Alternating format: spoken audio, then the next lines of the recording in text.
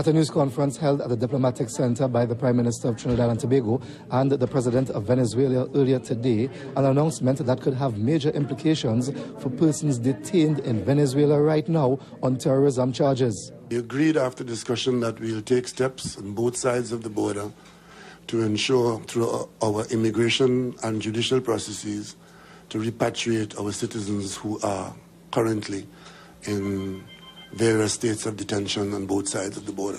5 Trinidad and Tobago Muslim men have been detained in Venezuela since March 19, 2014. Was that directly tied to any talks on trade or relief for Venezuela?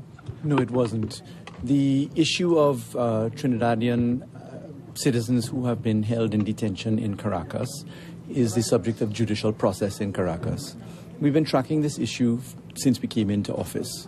He said 18 Venezuelans are now detained at the Immigration Detention Center. The issue is to be discussed on Monday during a joint Trinidad and Tobago Venezuela security meeting in Caracas. As for other issues discussed at the Diplomatic Center, very soon, through a roving fund with $50 million, we will be able to strengthen the flow trade between the Trinidad and the eastern part of Venezuela. Agreed and have signed the relevant memorandum which allows the states of Venezuela and Trinidad and Tobago to now direct the operating companies in the energy sector to proceed on our cross-border initiatives. Earlier, a suggestion from President Carmona. The closure of the steel industry in Point Lisas. It is possible that TNTech, who is responsible for electricity distribution, can in fact possibly provide Venezuela with electricity. But it is not my job to create that situation. The energy minister said Venezuela would not really need electricity from TNTech. What they really need to do is develop their gas fields so that they can have a supply of gas to feed those thermal electric plants that they have waiting for gas so that they can get their electricity supply. Jewel Brown, TV6 News. 7:41 in Trinidad and Tobago. Two things from that clip before we start talking with Ozzi Warwick of the Joint Trade Union Movement. Clearly, President Nicolas Maduro is a masterful ventriloquist because he can speak with his mouth closed and sound like a woman at the same time. And two, that comment from our president, when I see that image, the first thing that comes to my mind is somebody running down the pitch and getting stumped by 1.5 miles. Because isn't he out of his crease to be venturing to talk about that? So that's why I think that he gets stumped halfway down the pitch with that comment. But I'm not going to draw Ozzi Warwick into that because we have some more substantive issues to deal with in relation to what he sees to be the value of this visit in the perspective of the Joint Trade Union Movement. He's also officer of the Oilfield Workers Trade Union. Ozzi, thanks very much for joining us this morning. Always good to be here this morning. Was this a sweet soap effort by President Maduro, given that very few countries in the region or in South America inclined towards supporting this Venezuelan administration right now? Well, I think it's a real approach to strengthen relations between Trinidad and Tobago and Venezuela. Why now? They wouldn't take it on all the time? No, I think two things. One, they have been negotiating actually for quite some time. And you have to admit, prior to Chavez coming into power in 1999, we've always had problems with and I will say it very plainly, the right-wing governments that were in Venezuela. We're still having problems. Our fishermen always having problems with the Venezuelan Guardia Nacional. Not so much now. And I think what is happening is that we are reaching a point in time as the negotiations conclude to have concrete agreements. And these agreements are very important because for both countries, and I think we both can benefit. One, we really need the gas. It's something that actually the Joint Trade Union Movement have been talking about for a number of years, that there is a gas shortage. Even before it was admitted, we were saying that there was a gas shortage and that the industry in Point Lisas, they were suffering. And that what that meant is that we were not getting the foreign reserves. So we need the gas. And of course, Venezuela needs to sell the gas. Yes. So I think they need the money. They need the money. So I think it is of mutual benefit to both nations. And I think think it's important, especially when you have two countries this close that share a border with such important natural resources. I think it's good that we were signing agreement, a trade agreement, and not a peace agreement, because in other parts of the world where countries share a border with that kind of resources conflict, we haven't had that. And I think that it is good, even as a global model, that neighboring countries can indeed come to an amicable agreement to share the resources. What would you say, Ozzi Warwick, to those who will point out, and there were demonstrators outside the diplomatic center on Monday, and there was a presence from Joint Trade Union Movement in support of the Venezuelan administration, that's basically pointing out that this is about quality of life in Venezuela, that people are starving, there's a shortage of basic items on the shelves, and basically this Maduro regime has impoverished Venezuela. Well, I think, let me just clarify that and put some facts on the table. We are not denying that they are in very difficult economic times, as we are, as Nigeria, but Saudi not nearly. Arabia. No. But I'll explain. I'll explain the difference. No, but we're talking about let's put it in context. Facts. No, but I want to put facts. Okay, but let me give you the facts as well. That Venezuela's resources, as far as oil and natural gas, are among the largest in the world. Do you agree on that? Yes. How could a country with so many resources, oil and natural gas, be in such a state of desperation? Even if you say it's a small portion of citizens, how could that happen in a state if it's not government corruption? First of all, unlike Trinidad and Tobago, the oil and gas reserves and sales and income is 95%.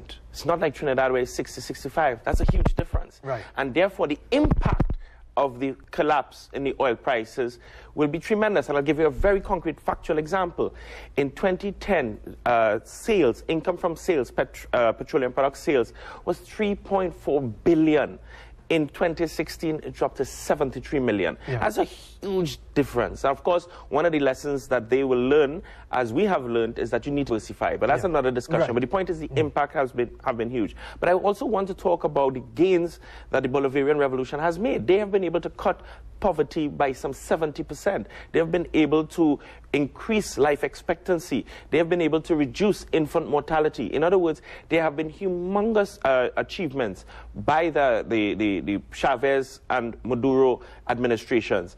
But like countries that depend on oil and gas, and I think the real lesson for Venezuela is that when you have oil and gas, a product that is 95% of your national income, that is a problem. But that comes to governance, doesn't it? That the failure of, if you want to talk about the right-wing regimes previously, and Chavez and Maduro, failure to diversify. One of the difficulties has been the private sector's hostility towards Chavez and Maduro. We can't ignore that. Is that a fallacy? That is not a fallacy. That's a reality. Grupo Polar, which is one of the huge food companies in Venezuela, they have been hoarding, and they have also stopped importing. That will create a problem. How believable is that? But it's a fact. It's not about question of believable. That citizens in a country will actually be willing to destroy their own country to get rid of a regime? Do you see what they have done in the 2014, after the elections of Maduro in 2013 when he won? If you talk about how far they will go, and there was massive riots throughout Caracas and in other parts of Venezuela. So they are prepared, and let's look back. Let's go even under Chavez. In fact, when the Chavez won the elections, his last elections, Capriles, who lost in the democratic process, called for violence on the streets.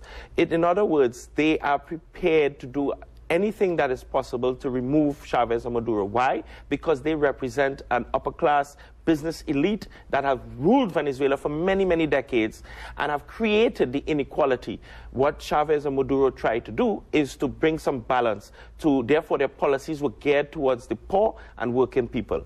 And as a matter of fact, earlier this week, there was a massive rally attended by who? The Venezuelan working class. What you're seeing is a class struggle unfolding right before our eyes. But what we are also seeing, and this is important, Fazeer, I don't want us to ignore this point. Yes. Over the last 4 or 5 years, we have seen actually regime change taking place in Latin America. It was Lugo in Paraguay, Zelaya in Honduras, and now Rousseff. There is a pattern. 3 democratically elected presidents who have been removed from office. Why? What did they share? What do they have in common? And this is the key. A left-wing philosophy. No, another way.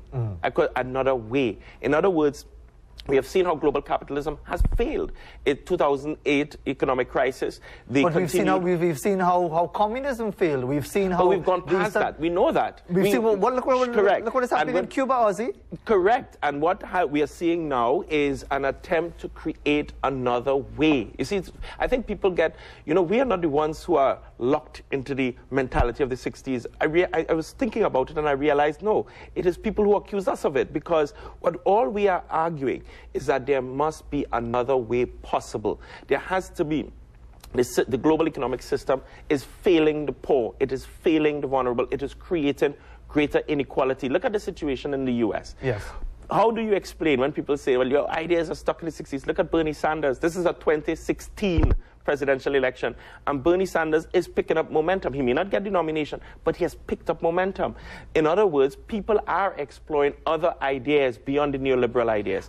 And that is what we fair enough, but can you say that the Maduro regime or the Chavez regime before it was offering another way that was actually going to be to the benefit of the majority of people of Venezuela? And if you look at the numbers, for example, Venezuela during that period jumped 10 points on the Human Development Index. In other words, they were developing a policy, economic policy, social policies that sought to alleviate the extreme poverty that Venezuelans have been experiencing. The one thing, though, I think one lesson learned, I believe, is a lesson that we learned: price controls don't work. I heard you talking about that on 995 with price controls don't work. I think that is something we need to really, because you hear that talk that there needs to be price control. No, I think there need to be another way. Why would it not work? Because the business community, you will hoard and then resell on the black market at a higher markup. And we experienced that in Trinidad in the 1980s. That's just so it shifts, and it creates a parallel economy, and an economy that sends prices extremely high and make it more difficult for people to buy. So what I think we need to be exploring is, one, we need to really, benefit from the current agreement. One other aspect of the agreement I think is important is the manufacturing one. I thought, because I think everybody assumed it was just going to be energy, but I think it was interesting that our manufacturing sector will get a boost, because we have been saying, and I think I said it on this program, that the growth in manufacturing in Trinidad and Tobago actually has been falling consistently over the last 10 years.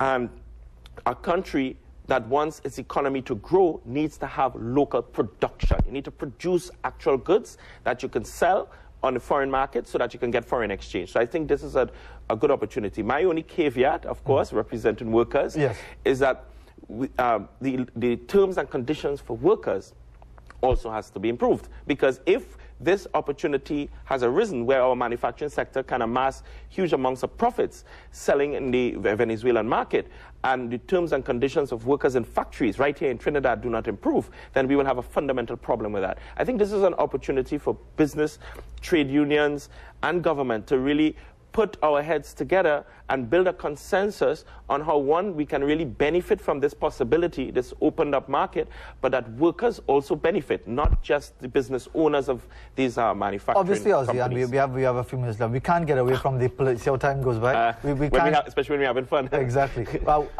It might sound like fun, but we talk about serious issues as well, with ordinary working people, their lives, their livelihoods, their breadwinners, and so on. But there's also a political dimension to this. What consequences could there be politically for Trinidad and Tobago, with the folks on Marley Street at the U.S. Embassy looking on very closely, saying that we don't want you all cozying up with Maduro, because basically we want to get rid of them, but we've been trying to get rid of them for the longest while. And they have been, and they're trying even harder now. We know that. They can say what they want. Yes, that's correct. First of all, I want to say that Trinidad and Tobago is a sovereign nation. And if we consider, I just want to state that categorical, that we are a sovereign nation and we can determine who our friends are and who our friends are not. And there are consequences to that. Yes, but I'm coming to that. Yeah. And especially when our closest, our neighbor, our closest neighbor, has such a vast amount of resources that we can also mutually benefit from. Okay. Let's consider Petro-Caribe. Petro-Caribe, many of our Caribbean countries benefited from Petrocaribe. As a matter of fact, many considered them cozying up to Venezuela. And a lot of people ask how come Trinidad were not part of that. But I suppose that's another discussion. But there was the fear that there was going to be repercussions, but there weren't. Because at the end of the day, these countries were using their sovereignty to engage in an agreement that can be of benefit to their people. And so our Caribbean brothers and sisters benefited from that arrangement. And there was no repercussion. Let's look at ALBA. The Alternative Americas model. We have Caribbean countries that are part of ALBA. We should be a part of ALBA as well. CELAC, we have Caribbean countries that are part of CELAC. So these are all alternative models where our Caribbean brothers and sisters are part of, but there wasn't that political repercussion. And I'm saying that I do not think that there will be a political repercussion. The United States might issue probably a strongly worded letter, but that's about it. At the end of the day, we have to do what is in the best interest of Trinidad and Tobago at all costs. Not in the best interest of Washington, but what is in the best interest of Trinidad and Tobago. That is critical for us. Ozzi Warwick, thanks very much for joining us this morning. And I'm sure it's a discussion that's going to continue as we move along in what appears to be a new relationship with Venezuela and the Maduro regime. Who knows, you might hear from Marley Street pretty soon as to what they have to say about things, but we'll wait and see how that turns out. Thanks very much for joining us this morning. Ozzi Warwick, who is a member of the Joint Trade Union movement. They had their representation on Monday, along with those demonstrators who are beating their pots and pans and highlighting what they see as the failures of the Maduro regime, in contrast to what we've been hearing from others like Ozzi Warwick, talking about the other way, the different way of doing things as far as governance. We'll take a break, and then I'll come back to wrap up the program.